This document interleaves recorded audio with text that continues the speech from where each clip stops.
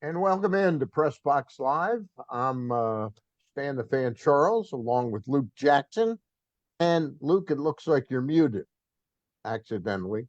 And Ross Grimsley is joining us as well on this Monday Gab Fest. And guys, I know we didn't think that Brandon Hyde was bulletproof. We didn't think he was bulletproof, but I didn't see this coming this quickly, despite how poor the team was playing.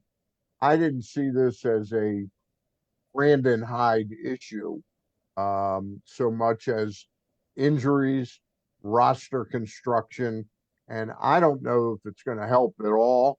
But I guess when the heat starts getting on your seat, you got to do something. And in rapid fire, we saw Brandon Hyde terminated on Saturday morning. And then after a disastrous outing on Saturday afternoon, Kyle Gibson was DFA'd. I guess I'll start with Ross. Ross, your thoughts? Yeah, you know what? I said last week I thought this would be a good week for the O's playing Minnesota, playing uh, I forget who it was. Who they Washington. just Washington. Washington. A good chance to pick up some ground. No, I was dead Well, wrong. it was for those two teams. Yeah, it was for those teams. Yeah, I was dead wrong. But you Yeah. know what? What's really mind-boggling to me is how does a team win 191 games in 2 years and then come out? They started last half season last year and play like they've never played the game before. Some of the stuff we saw this weekend, and I'll get into it as we go along. It's just absolutely mind-boggling. And the thing that really, I think, that really turned the tables on Hyde was the fact that I remember when the O's, when Manny Machado was last year, I went to the ballpark to see what was going on, Mm-hmm. and Manny would jog to first. Other guys would jog to first. I actually saw people walk to their position between innings, literally walk. An outfielder walk from the dugout to his position in the outfield. That right, This is in 2017. 18. 17, 16 or 17. They Well, one traded of him them. in 17. In Okay, 18 they traded him. So it would have been I think it would have been 18. That was the really miserable year. yeah. I mean, it was. I mean, watching some of the stuff That's going right. It was on, 18. I'm sorry. Go it ahead. was just disgusting and disgraceful. Starting to see some of a little bit guys that ran the first hard. They haven't been running that hard now. I noticed that. I look for that stuff because that's a dead giveaway. The fundamentals of the game, holy crap! I mean, you bring a guy up I and haven't he heard holy throws. cripe in some Oh, time. I wanted to say something else, but I ain't gonna do it. But just watching these games, guy comes up pitching, guy on first baseman is behind him. He throws to first base. I Right. mean, come on. I mean that pass ball. Your catcher practically walks after the ball. Oh gosh, there's a guy on second. He's going. Oh, he's going to third base.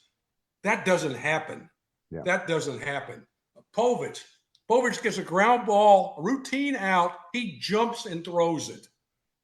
Why? Why are you doing it? And everybody's got a smile on their face. Big deal. I tell you what, you throw it wild one time, a couple runs score, somebody's going to be up your ass, or it should be. That's another problem. You don't see anybody when these mistakes are made. You see nobody say nothing to these guys in the dugout. That's another problem right there. You got to address something and say something. Even one of the veteran players need to say something. This went from a championship team to crap. It is unbelievable. You just can't. Sosa couldn't. He can't throw a ball to second base. He missed it by 10 feet. I mean, that is something that they know. But you know how you do something to improve the guy. It's not all the player's fault. I'll guarantee you that. It's not all the player's fault. Batista. Where do you come down? You've watched a lot of baseball. You've been a part of teams for 14, 15 years in the big league. do injuries, are they a part of the equation? Absolutely. Injuries are a part of it, but not mentally knowing what to do. I mean, cover first base. Batista got beat, but he forgets about the runner. That is a basic, and this is stuff they work on in spring training. Let me tell you something. You work on it in spring training, but it's how you work on it. Do you work on it to improve, or do you go through the motions? I saw this. This is these players on that team. It's their team. So if I see some guy jacking around in spring training, going through the motions, Shane Turner was hitting balls when we won the World Series, hitting balls back to the pitchers, and that guy from Boston was on. This is Major League Spring Training. Guy was going through the motions, jacking around. He just came from Boston. Shane dropped the bat, walked off the field. Said, I'm not wasting my time or yours. Bumgarner, Lincecum, Matt Cain, they all come up to him. Shane, what's the matter? Said, I'm not wasting my time doing this. You get some clown come from another team that come here. We just won 2 World Series, and you guys are going to let this guy jack around and do this bull? Said, you need to say, because I'm walking away. And Boshy's going to ask me what was going on. I'm going, hey, they're jacking around down there. You need to jump up this guy's ass. We don't pull that crap here. You work on the stuff, you do it right, you move on. That is what you're seeing more of now. Some of the stuff going through the motions, doing stuff. And the other thing, you get the game, it's 2-1. Povich on the mound. You got Woods coming up to the plate. Did a manager, coach, or catcher go out and say one word to that guy? Young kid on the mound, nobody said nothing. You don't have to give this guy anything to hit. Keep the ball away from him. What do? They throw ball inside, fastballs in. You don't pitch around a guy like that. Then you slop a breaking ball up there. He laces up the middle. Somebody's got to go say something to that kid. And no one. So I'm listening to everything you've said. So you actually think Brandon Hyde's dismissal was basically okay? I mean, you're seeing what's going on. I mean, he's in charge. okay. And the catching guy, Rutschman, has went backwards as a catcher. Yeah. Mm-hmm. Yeah. And the guy was in charge of Major League coordinator instruction, I guess. And you're seeing this. Come on, that somebody's somebody's got to They both got hammered because of what was going on. It's pretty simple, and obviously Elias has to blame also because of what happened during the winter, not improving certain areas, spending a couple bucks here for some guys, and the guys you did get, I'll tell you, the left fielder, Lariano, this guy busts his ass all the time. He would be in the lineup every night, just like Holiday should be in the lineup, and Mullins should be in the lineup every night. Okay. I'd get Mullins to learn how to bunt. I mean, it just blows your mind what's going on.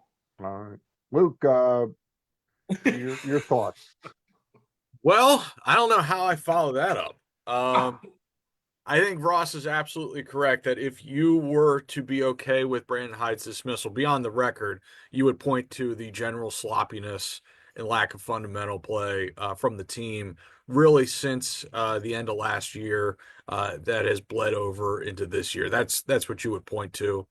I don't think anything else is really all that fair because it's been a cocktail of, for lack of a better term, shit that has gone on really since around this time last year.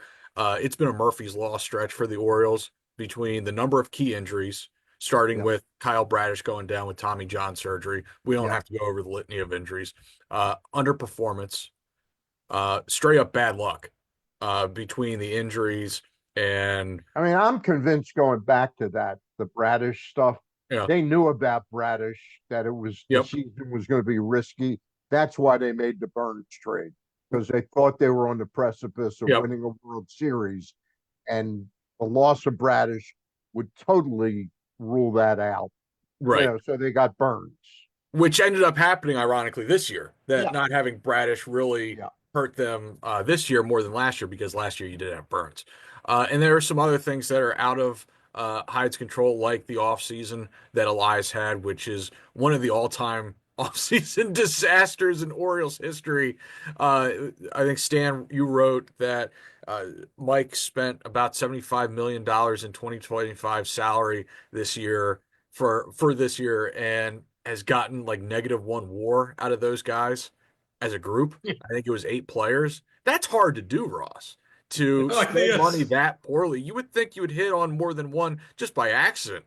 Um, the Sugano was signed to be the 5th starter, and if Right. he was the 5th starter, that would look And great. Morton was signed to be Yeah, the really. fourth starter. Yeah, Morton and was signed to so be the fourth starter. nothing has worked out the way they envisioned, and some of that's their fault. Like I said, some of that's probably just straight up bad luck. I know fans don't want to hear that, but sometimes you do have years where everything goes wrong and Yeah. everything breaks. Yeah. And So the question now, that's the next question. I mean, right? we can do the postmortems on Brandon until the cows come home. I don't I feel particularly bad for him. Yep. But I'm hearing what Ross is saying, so he clearly deserves some of the blame. But where do they go from here? Is David Rubenstein and his group, Michael Arrighetti, are they firmly in the Mike Elias camp, or is now the spotlight, which everybody's writing and talking about? You listen to talk radio, and everybody's saying, well, now the spotlight is more firmly on Mike Elias. Is it, or is Mike Elias the long-term guy here? Ross, I'll start with you. Keep it a little shorter than you did the last answer. I know. I got on a rant, didn't I? But it's been building for a week. The last 2 days especially. Yeah. But no, Brandon Hyde, I think Elias should have been the first to go, but he's not going to fire himself, but he could have did better getting the people he got, Sanchez, O'Neill. I mean, come on. And then Gibson, why would you get a guy? Because I've never seen it work. You get a guy that has no spring training, right, and expect him. You just don't work. I've never seen it work. And God bless him. I find it very hard.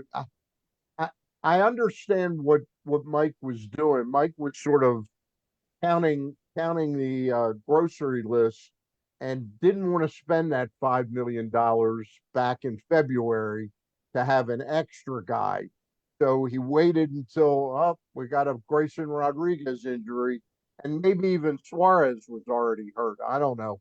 But that's when he chose to get Gibson. And then Eflin's injury rushed the timeline on Gibson. And I'm not saying Gibson is a world beater, but this is not the Kyle Gibson we expected to see. And it's not that surprising. He wasn't ready. He wasn't ready. One of the things that I learned over almost a half a century being around baseball, being in it, that when a guy, especially coaching, were you around baseball a half a century? 47 years. Wow. And that's not including the time with my father. I tell you what, no wonder he's such a red ass, right? Yeah. Again, Brandon shouldn't get hammered. He probably shouldn't have been the first one to go. But when you play this poorly, and to play the way they're playing, somebody's going to take the right. And Brandon understands that. And of Brandon, course he does. He understands what he signed up for. He's a good baseball guy. He's a great baseball guy. He will get another job, because that's just the way it works.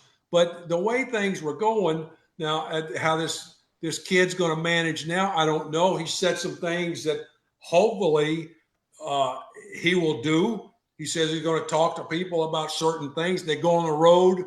He's on the road. He'll have a chance to talk to different players about, hey, this, that, and the other. I don't know. But hopefully somebody's going to have to go, wait a minute.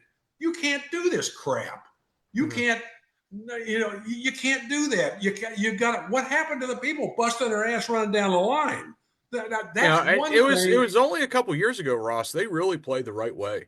They played I hard. mean, and Everybody in baseball saw it and saw it at the minor league I don't know level. what happened. And I don't either. I think part of it is just that they had a roster in 2023 that just really made a lot of sense. And a lot of the moves they made that year clicked. And it seemed like every time Brandon called for a pinch hitter, that guy came through in a big situation. Yeah. That was a year where like everything kind of worked out until the playoffs, where everything clicked, everything worked out, and they hit one of their top percentile outcomes for that year. They won 191 games. Between That's the what two, that is just, and then just a complete flop from half the season to now. And you're going, what happened? I mean, and you watch some of the stuff and you go, Well, God, the half guys season has can't hit a turned in, cutoff, man. and I give Luke a lot of credit. Luke was saying it 10 games into the season that this looks like last season. And Oh, yeah, I was being very patient, sure. and and I was saying, okay, I'm not ready to, and it just kept getting worse. The injuries I'll tell you compounded. what game really did it for me, Stan, was that Sunday afternoon game against the Blue Jays where they were up 6-3 going into the eighth, and they found Right, a way to lose that game. right. And that was the one of several at that point games where it just felt like that's the kind of game bad teams lose. They just look like a bad team finding ways to lose, Yeah. and that's continued really throughout this past weekend. I was at the doubleheader. But Both how much worse? It's worse than last year by far, but but the hole wasn't there last year. From about June 15th, July 1st, Mhm. something was missing last year, and that was the point you were making, Luke. Is it was a Oh, continuation of the yeah, second yeah. It half of just last looked like year. there wasn't even any off season. That they just that they Yeah, had the it's two like they games picked against the up. There Royals weren't new and they just picked players. it There up weren't new energy. Nothing. exactly. And the energy was the same, the listlessness was the same, and it was around I think mid-June of last year when they had that game where they won 17-15 or 17-5, I think, in the Bronx, where they beat up Luis Hill. You might have mentioned And that. and after that game, it It's was like just a different team. the house completely collapsed after that. I Yeah. mean, they had the best record in baseball at that time. They were riding high. They had just put a 17 spot up on the Yankees in the Bronx. And it's amazing how Let me quickly it jump turns in. with baseball. It would be great. It would be great to ask and get an honest answer. Just, what is the difference, guys? I mean, what's the difference when you were playing well to now? What And let is me it? ask you this, Ross. So I'm of the opinion that it's never quite as deep as we would like it to be. In baseball that I mean they're ball players, and if the team's playing poorly, sometimes there's no explanation needed beyond they're just playing poorly, and maybe the players just aren't as good as we thought they were. Am I being too simplistic there, or am I not? I We saw how good some of these guys were Hmm. when they first got here. Rutschman is not the same guy. No. No, he's Not not. even not even close. And He yet, got and into yet, and yet, everybody that's asked within the organization, well, he still his bats are still great. His exit velocity is still great. If yeah, somebody can honestly say that this is the same player, I don't know what really. they're watching. Yeah, and it's funny, Stan, that you mentioned that the exit velocity. I think it's the squared up percentage that's really good. So and it just seems like and the ball just doesn't go anywhere. Like where'd the No. power go? Like he Yeah. was Maybe showing out a of lot of. fillet some balls. Maybe it's hit some get And jammed one time. I I'm mean, telling you. I mean, I remember in the second half, excuse me, the first half of last year, he had 15 home runs. He was having an all-star for a legit all-star first half, and it looked like, wow, this kid is every bit of the catcher they drafted 1-1. And I don't know what happened after that. I really don't. I don't have an answer for you. He was in the home run derby contest 2 years ago, correct? Right. yeah. I don't think you can 23. blame that at No, this okay. point. I just No. wanted to double check. Do, Hey, do you I think you I think gotta say, moving? I gotta say something. I was remiss at the outset, and it's time for our thumbs up. Thumbs up. because the thumbs Orioles up. are not thumbs up. That's the But- best thing of Thumbs this. up. But they are. No, we still love the Orioles, but No, absolutely. thumbs up to the Costas. They still haven't opened in Timonium. They're getting much closer. The inspectors were there and plumbing people were there and all kinds. And I'm sure they did bang up business on Saturday with their food truck, and they had some outdoor dining, but the restaurant's not there. But 4100 North Point Boulevard, 53, 54 years, the same location with the same fine dining and family atmosphere. It's a great place, and we salute them and wish them nothing but the best of luck at the new Costas Inn coming soon to the Timonium OTB. Let's get back to talking baseball. If you guys had to think, how long, the year that Buck was hired, Mhm. they decided to go from Tim Tremblay because things got really bad, and Who did they go from? they Dave Tremblay. they've Not what our, did I not our say? mutual. You said Did I Tim say Tremblay. Tim Tremblay? Oh, he'd be a great manager. Was Oh, he they there? should hire Tim. That's who they should hire. He'd be great. Well, He could just straighten ask it him. out. Just ask him, and he'll have all the reasons. But seriously, they went from Dave Tremblay to Juan Samuel, and they didn't let the season expire before making the major change. Does Mike Elias make the major change? In other words, is he the one that will be picking the next manager of this team, or will the team now, will ownership say, boy, this is not what we paid $1.7 Right. billion for, to let this be, Boy, this. Stan, I don't know. That's That's a hard question. Yeah, that's what you said they paid 1.7 bill for the team. That's the Yeah. 1.7 billion dollar question right now. Yeah. Is how locked in are they with how lockstep are they with Elias at Yeah. this point? This is year 7 for Elias.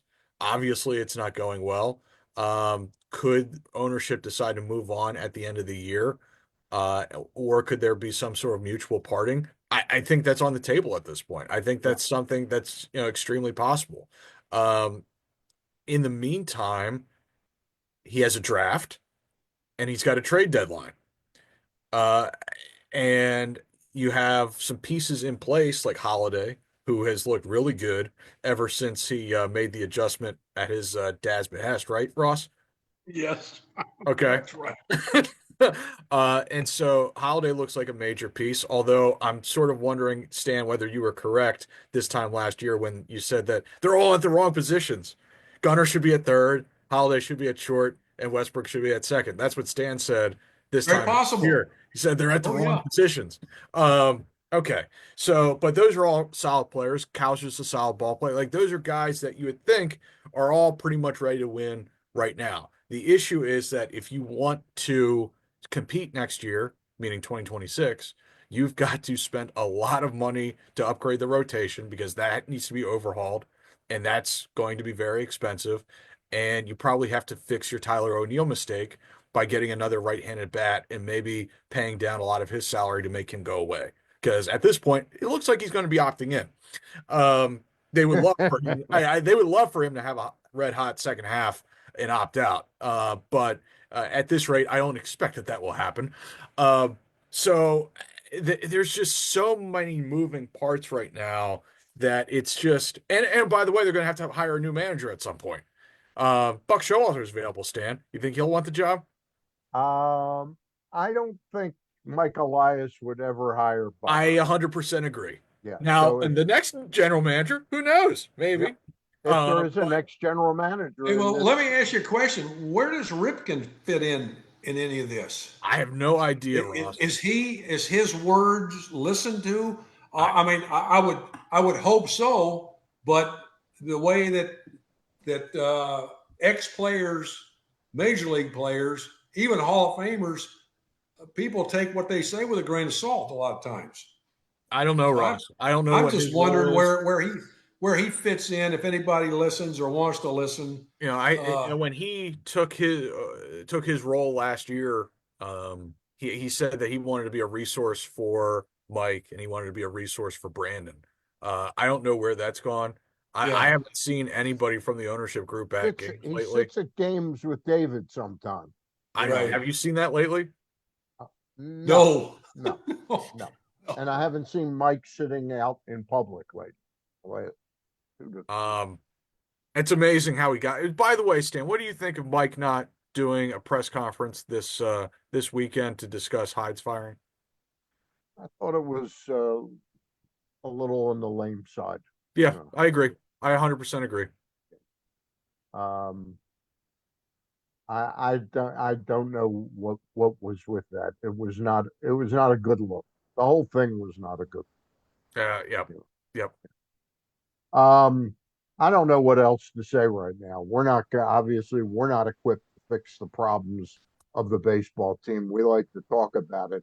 This is certainly not the season I think any of us had in mind 5 weeks ago, 6 weeks ago when the season started, or Yeah, probably, I yeah, don't know what to say. I mean, it's yeah. just Yeah, it's well, it's let me ask you a question. How far away, Rodriguez? How far away is he? oh, Bradich? injury updates. So apparently Colton Yeah. Cowser is going to be on a rehab assignment fairly soon. So he's hitting on the field, and he's been doing some defensive work on the field for the past week or so. So he could So be back in 10, 12 days, yes, I possibly. think he's eligible to come off the IL at the end of May, and it seems like he's going to be back around then.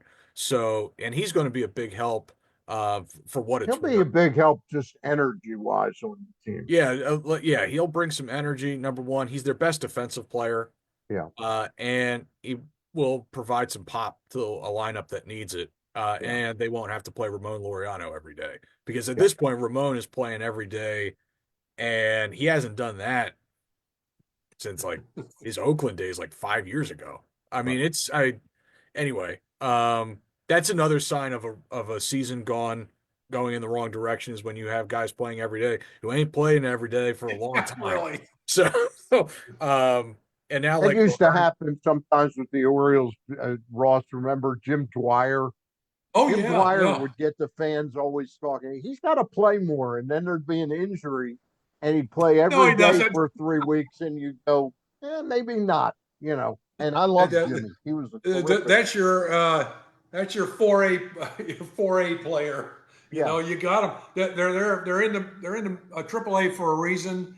A guy gets hurt, they're called up. They can spell them yeah. for 5 days to a week, and that's all. I mean, and that's their job. That's what they Well, were supposed to do. Jimmy was a terrific pinch hitter, No, and you give him 2 or 3 days in a row, he's going to produce for you. really, But but he's you not. can't overexpose certain Yeah, guys. that's You know, exactly and right. that's what it comes down to. yeah, And no, Hearn's going to have but to play against lefties a lot. That's oh another yeah, reason. I That's mean not something he typically does. yeah. Um, and But it's I just think some things. I mean, you just look at the hitting. Why I don't know. You think bringing the fence in has done more harm than help?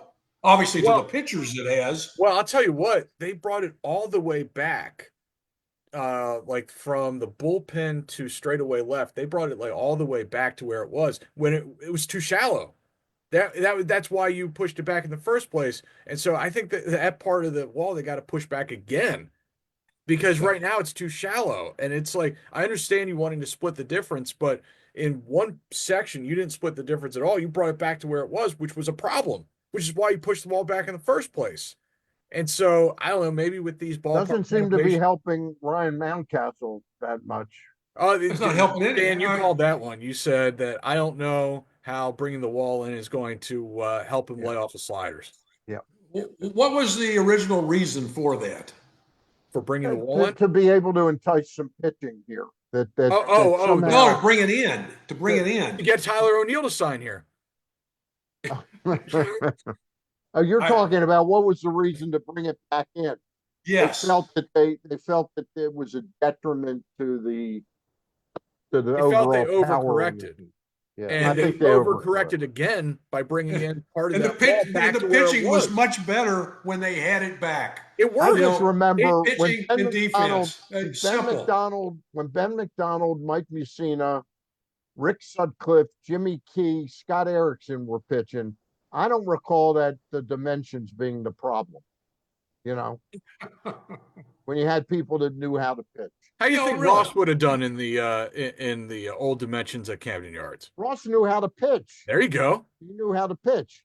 They wouldn't Yeah, have the hit ball in flies left out of there. I field. give up a lot of home runs anyway, but that's How'd you like pitching Memorial Stadium?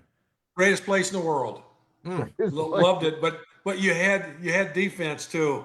You had Oh, some you had some good defense. ones, didn't you? You had some defense, and you had guys that knew how to play. You know, who'd and you like? that was a big Who'd you thing. like pitching to more, Dempsey or Johnny Bench? God, see if you can figure that out. I'm not going to insult anybody, but obviously, you know I the think answer to that. even Dempsey would agree with that. Oh, of course, Gary But Carter. Gary yeah, Carter was great. I Who was loved to your throw who to was your him. favorite catcher to give you a pep talk when things weren't going well and to Dempsey. help you get through an inning? Bench was a guy Bench was that. I tell you, who really jumped up my ass was Pat Corrales and Bill Plummer. And two of them were dear friends. But when I got there and they wanted a ball 0-2, you wherever they put the glove, you better hit it because they're going to throw the ball back at you harder than you threw it. You know, I didn't want it there. I wanted it here, you dumbass. Oh, yeah, God, it was the guys Hey. couldn't play for these people Hey, back then. They couldn't play for them now. before They we would. leave today, just to change of pace for a minute. Bench. Will Bench ever vote for Pete Rose to be in the Hall of Fame? Just talking to him. You've talked to him too. I Yeah. don't. It's hard. I know the committee in the past wasn't in favor of that, and you talk to a lot of people. The integrity of the game, and they just don't. They don't buy that. They don't. Yeah. They don't. Regardless of they've passed and not, but it was a rule, and it was. I'll tell you, a rule you can do just about anything, but gambling on a betting on game. baseball. They did not. That didn't sit well with anybody, and it still doesn't. Does Bench still have a lot of sway in that room? I don't. I really don't know. You don't know. I don't Okay. know. But from what I've heard in the past, a lot of people are on the same On the same same wavelength. page How on many that. how many years did you play with Pete in Cincy? Or did you Three. Well, I three? was there from '69 to '73, What kind of and teammate and was our families were very close. His first family and Bird and my son Patrick, we were very close to them, and we spent a lot of time with them. And Tommy Helms, who just recently passed, was another guy who was good friends Pete. with Pete, and we spent a lot of time with And them. apparently Mike Schmidt, who was a very good friend of Pete's, is all for Pete being in the Hall. So we'll see. Sure, All right. yeah. All right, Yeah. guys. Yeah. That's gonna do it for today's show. Luke, next week I'm gonna try and get Dan Duquette on. Do you want to take a week No, you off? guys. If 4 gets unwieldy, you guys just Yeah. talk. All right. You'll help us get on though? Yeah. Okay. Yeah. Ross, is that good with you? Sounds great. All right. All right. I'll talk to you soon, both of you. We thank the Costas-Inn as always for sponsoring these Gab Fests. And we'll be back next week and hopefully, and seriously, I'm not overly optimistic about this, but hopefully Tony Mansolino has some magic dust and can get things turned around a little bit. That's going to do it for today. For Luke Jackson, Ross Grimsley, I'm Stan the Fan, and we'll be talking at you real soon.